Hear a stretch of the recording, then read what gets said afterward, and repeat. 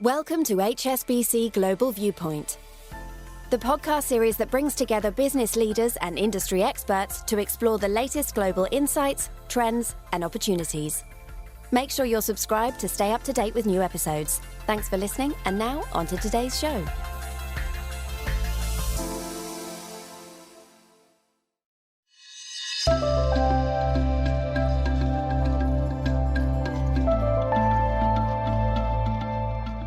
Welcome to the Emerging Market Spotlight, a podcast series from HSBC. The emerging markets landscape is more complex than ever at a time of divergent monetary policy, high commodity prices, supply chain disruptions, and geopolitical tensions.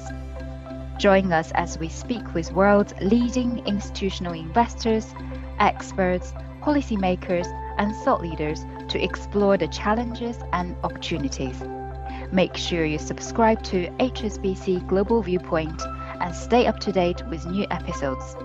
Thanks for listening, and now on to today's show.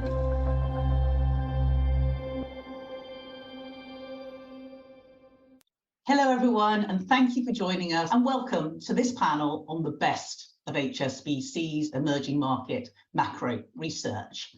My name is Janet Henry. I'm HSBC's Global Chief Economist, and I'm joined on this panel by Jing Liu, HSBC Chief Economist for China, Fred Newman, who's HSBC's Chief Economist for Asia, Simon Williams, our Chief Senior Economist, and Anna Madeira, our Chief Economist for Brazil.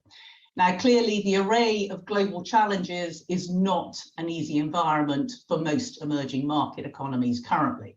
Global growth is slowing, but there have been some glimmers of hope on the inflation front, with oil prices and even wholesale food prices edging a bit lower, and even some signs of easing of certain bottlenecks like shipping and even some semiconductors.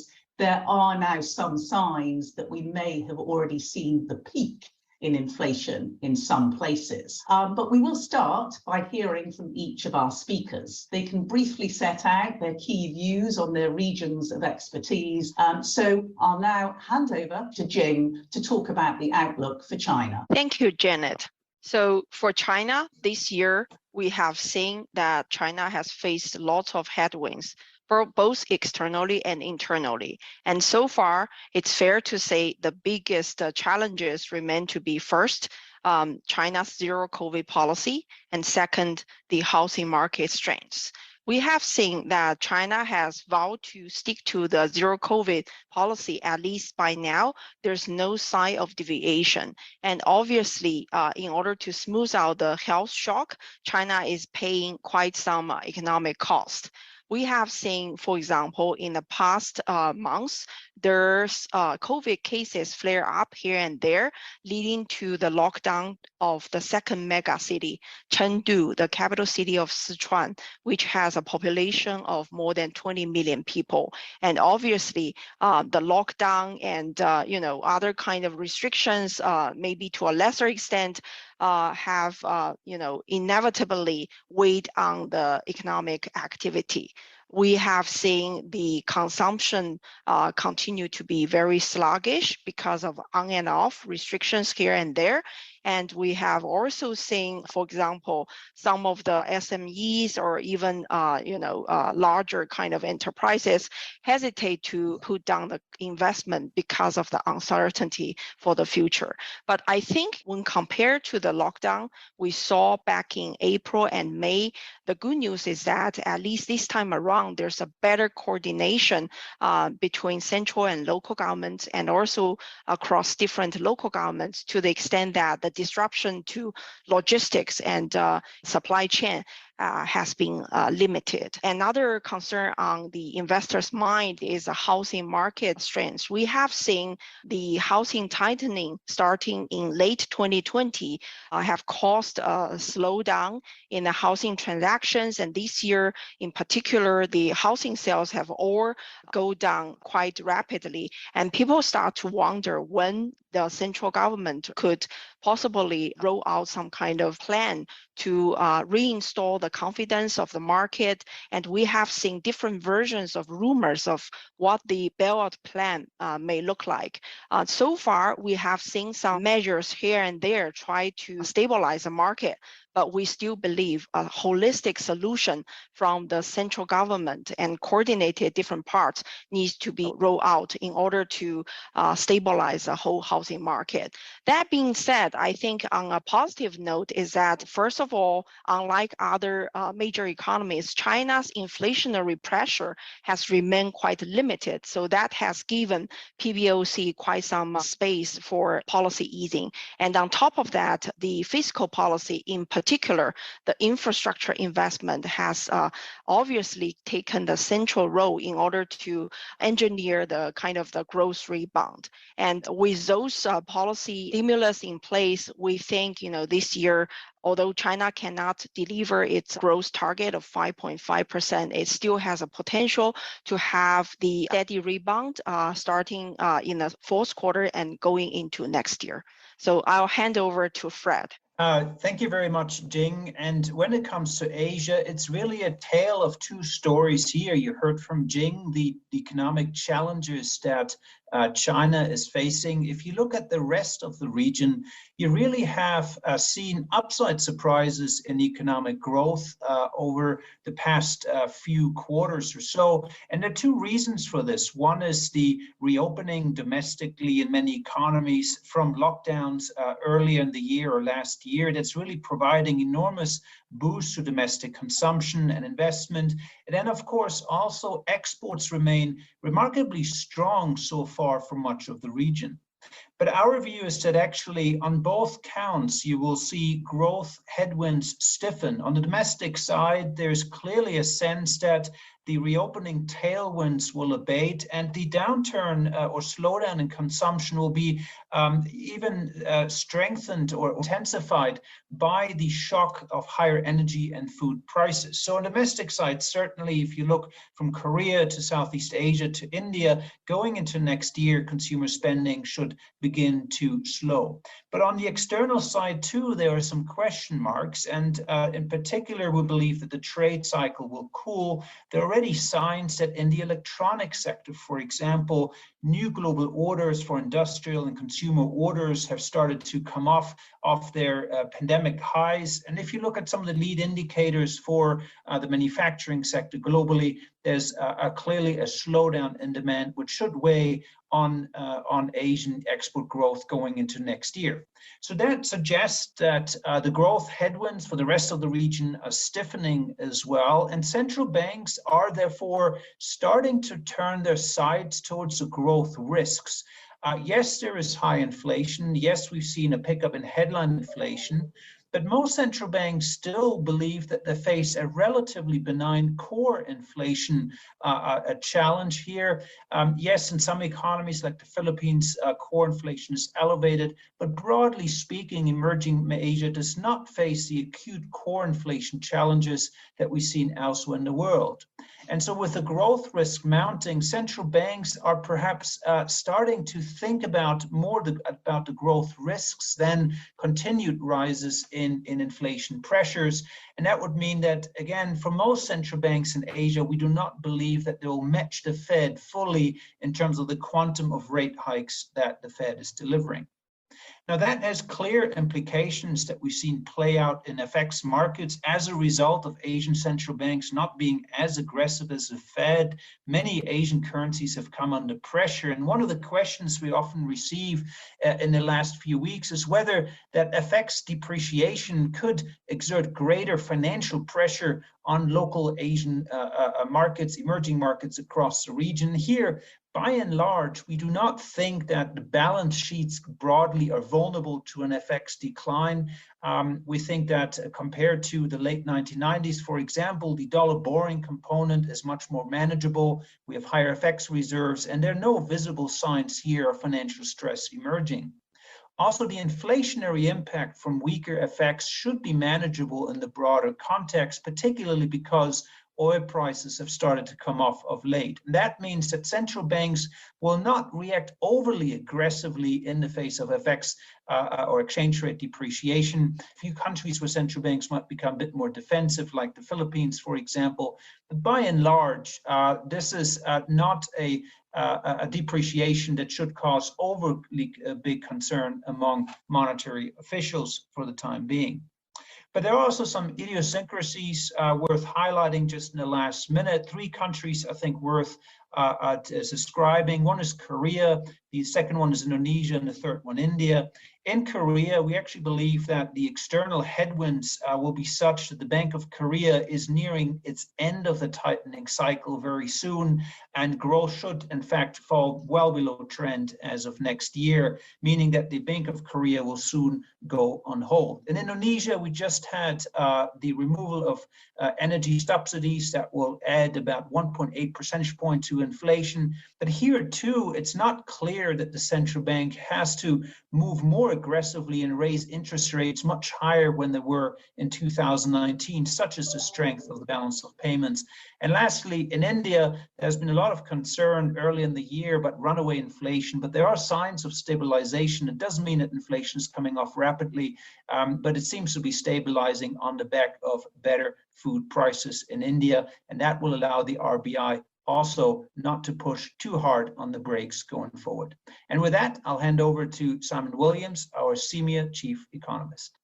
Thank you, Fred. Well, across CEMEA, we cover 20 economies across the CEMEA space, 20 enormously diverse economies. It's hard to pick out a single overarching story, but I think if there is a unifying theme, it's one of economies that have been battered by external shocks, that have exposed some very serious underlying domestic frailties that policymakers are struggling to contain, and they're being forced to contain them against a backdrop of sharply slowing economic growth. I think there are a few different components to those risks. Some of it is still about inflation, and Janet rightly highlighted that some of the external supply side shocks have begun to fade, but we have significant FX weakness across much of the EMEA space, which means those import costs are still high. And what we're also seeing in much of the EMEA space is signs that those external shocks have fed through into domestic prices, into domestic wages, into expectations, and into labour markets in particular. I think those inflation risks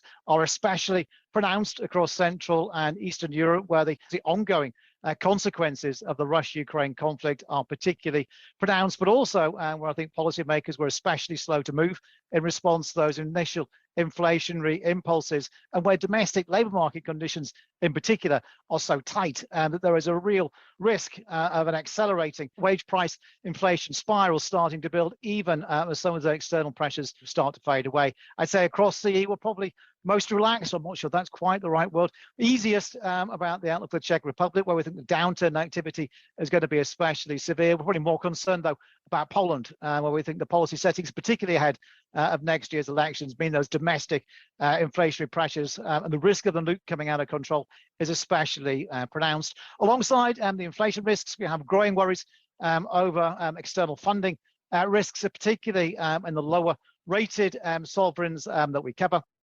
Those external funding pressures were building well before the Russia-Ukraine conflict hit, and they were a result, in many cases, about policy settings that were too loose and in some cases too rigid. But clearly, the Russia-Ukraine conflict has compounded those external vulnerabilities, partly by pushing commodity prices higher, but also by leading to that souring of global market risk appetite. That's led to a funding drought for many of those lower rated sovereigns. In some cases, it's made the external funding pressures more pronounced because it's triggered heavy capital flight. In an environment like this one, where higher commodity prices are keeping the trade bill wide, and where risk appetite is making it so hard to access stable sources of funding, it's difficult to see how those funding pressures ease quickly. The IMF clearly has a role to play in this, but it's really striking at the moment that an IMF deal, or even the prospect of an IMF deal, doesn't necessarily bring with it ready market access. Now, many of the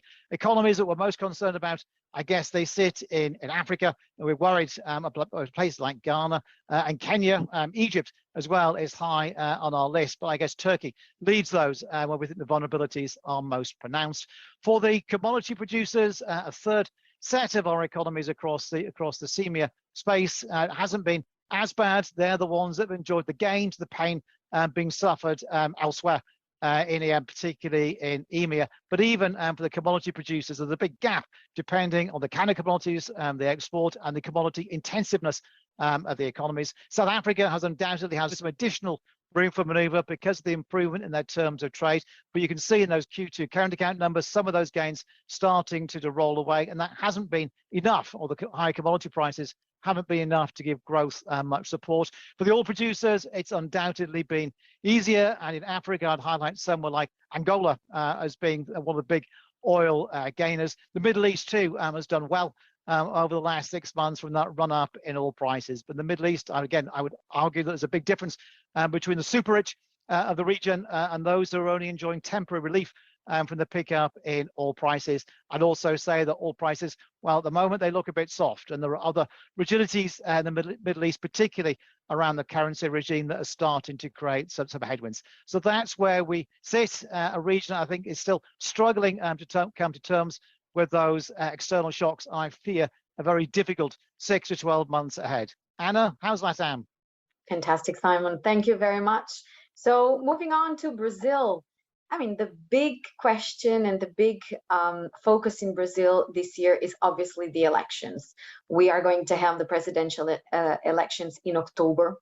When we look at the opinion polls, they show a very polarized election with 2 main leading candidates. Those are the incumbent President Jair Bolsonaro and the former President Lula.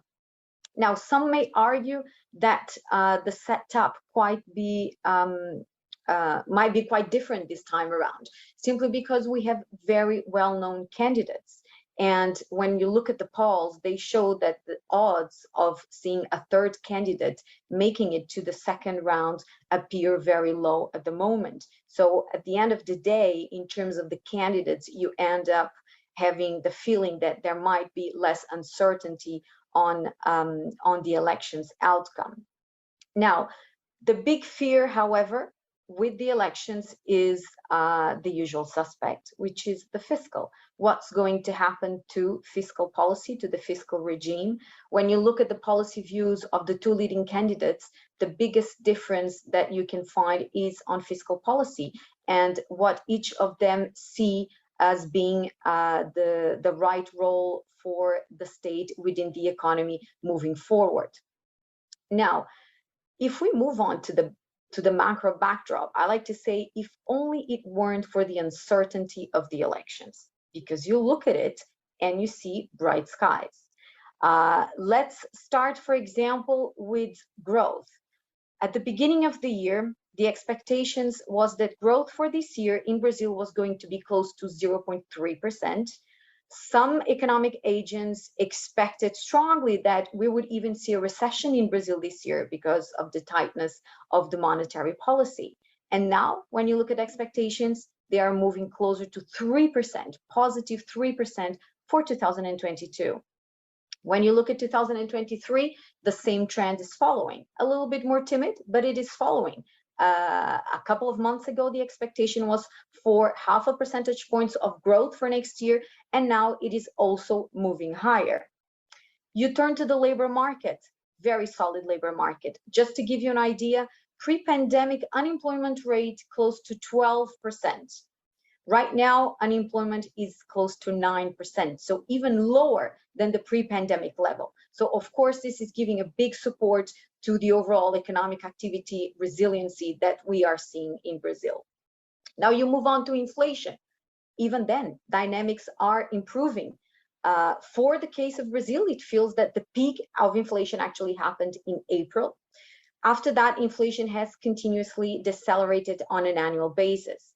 A few factors help explain that. So you had tax cuts promoted by the government on gasoline, diesel, electricity prices, etc. And you also had price cuts promoted by the state-owned company Petrobras on the back of the decline in international oil prices. So again, in the first half of this year, the expectation is that Brazil would have an inflation, annual inflation close to 8-9% by the end of this year. And now the expectations have fallen to something closer to 6% for the end of this year.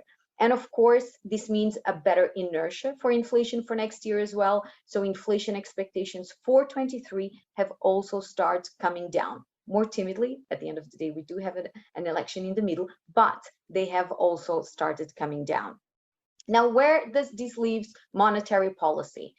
Well, for Brazil, we believe that we are very, very close to the end of the tightening cycle. The famous first in, first out. Indeed, Brazil was one of the first to start the hiking cycle in March 21, and they have done quite a bit. At the beginning, the Selic rate, monetary policy rate, was at 2%. We are now close to 14%. And what does that mean? It means that we believe Brazil is also well positioned to start the easing cycle in the second quarter of next year. So thank you very much. I'll hand it back to Janet. Thank you very much, everyone. And before I say goodbye, I am going to go around and ask them for the single biggest upside or downside risk to their areas of expertise. One line answers, everyone. Upside or downside risk, which country or region? Fred? Upside risk for Asia, China bounces back and you get that big reopening trade. Downside risk is watch food prices. Yes, they've come off a little bit, but if there's another spike, watch rice, for example, then we'll have a bigger inflation problem. Simon? Yeah, alongside China, I guess US inflation turns over and global risk appetite comes back. That's probably my biggest upside. Downside, it's those imbalances, inflation and externals.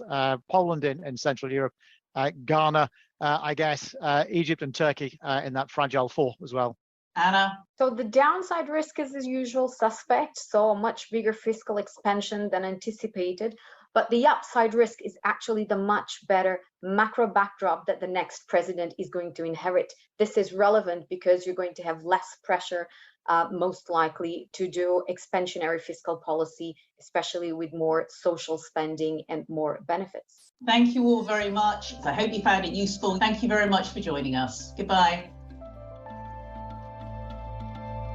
Thank you for joining us for this episode of Emerging Markets Spotlight. We hope you enjoy the discussion. HSBC is uniquely positioned to connect investors and corporates internationally. To learn more about anything you heard today, visit gbm.hsbc.com or contact your HSBC representative. Make sure you subscribe to HSBC Global Viewpoint and stay up to date with new episodes.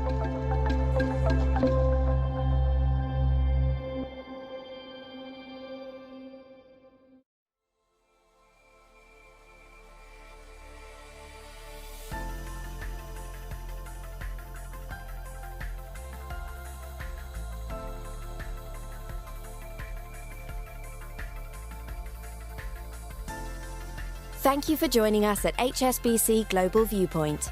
We hope you enjoyed the discussion. Make sure you're subscribed to stay up to date with new episodes.